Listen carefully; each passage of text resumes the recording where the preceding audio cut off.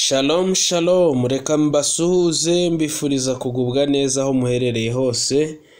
Umwami Imana abagirire neza. Ni mwene so Iranzi Alfred. Uyu munsi turakomeza tuganira umugani w'umubibyi. Turi mu gice cya 13. Turi busome umurongo waho wa 8, aho turi buvuge ku mbuto zabibwe ariko mu cyiciri cya 4. Twabanje tuvuga izabibwe ariko mu byiciri bitatu byabanje: izabibwe mu nzira, izabibwe ku kara, izabibwe mu mahwa. Uyu munsi turavuga izabibwe mu butaka bwiza. Ku murongo wa 8 w'igice cya 13 muri Matayo haravuze ngo izindi zigwa mu butaka bwiza zera imbuto, imwe 100, indi 60, indi 30, bityo bityo. Ufite amatwi niyumve. Dusome ku murongo wa 23 muri iki gice. Kandi usa n'izibibwe mu butaka bwiza, uwo niwe wumva ijambo akarimenya, akera imbuto, umwe 100, undi 60, undi 30. Yesu ashimwe cyane.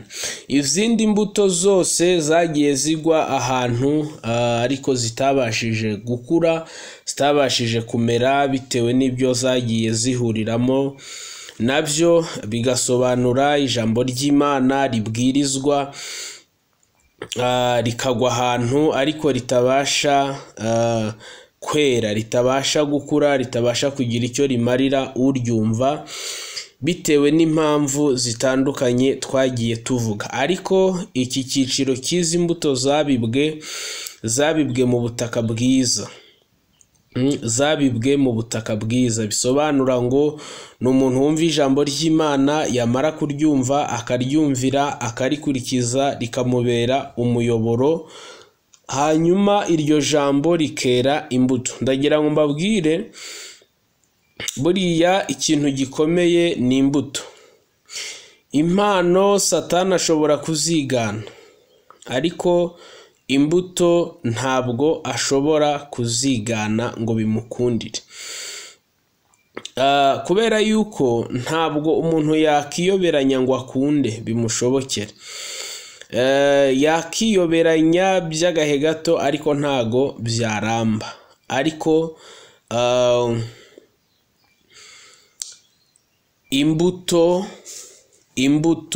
imbuto Satani byaramunaniye, ntabwo ashobora kubishobora.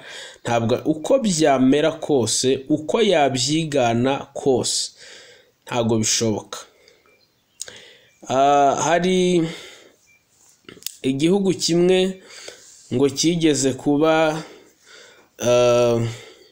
cyaciye imbwa mu gihugu kubera yuko zaryaga abaturage, hanyuma ngo bahakaza umushoramari ko kuzajya azana intama.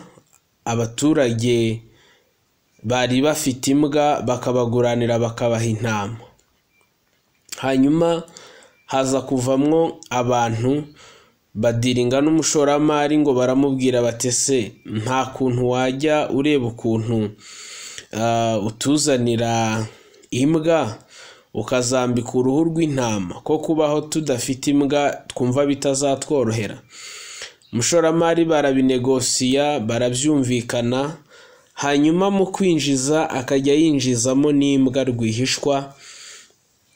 Nyuma y'igihe rero abaza kubona aho intama ziri, bagasanga zifite ibikomere, bakibaza ikintu cyazikomerekeje. Baza gufata umwanzuro rero, bakeka ko hashobora kuba wa mushoramari nyine azana imbwa, amakuru ntiyabuze uko agenda. Hanyuma baza gufata icyemezo cy'uko buri mbwa yose irajya cyangwa se buri ntama yose irajya yinjira, irajya ibanza gusuzumwa. Barajya babanza kuyisuzuma bakareba uko bimeze. Hanyuma mu kwinjira bagira ngo basuzume barebe, bakubitaga inkoni, bamara gukubitaho inkoni bakareba ukuntu bimeze. Rero bakubise inkoni, intama nyine ikavuga butama, batungurwa no kubona hari imbwa ibwejuye kandi ifite uruhu rw'intama. Bahita bamenya yuko mu kwinjiza habamwo amakosa. Icyo nshaka kuvuga ni iki, nuko imbwa nubwo bayambitse uruhu rw'intama igasa n'intama, ariko ntabwo yigeze igira imico nk'iy'intama, yakomeje kuba imbwa. Rero ntacyo wakora ngo Satani abashe kwigana imbuto. Yakigana impano ariko ntabwo yakigana imbuto. Imana igufashe, Imana ikugirire neza, ijambo rigira ubuturo muri wowe, rigira imizi muri wowe, ubashe kwera imbuto nyinshi kandi izo mbuto zigumeho. Shalom, Imana ikugirire neza.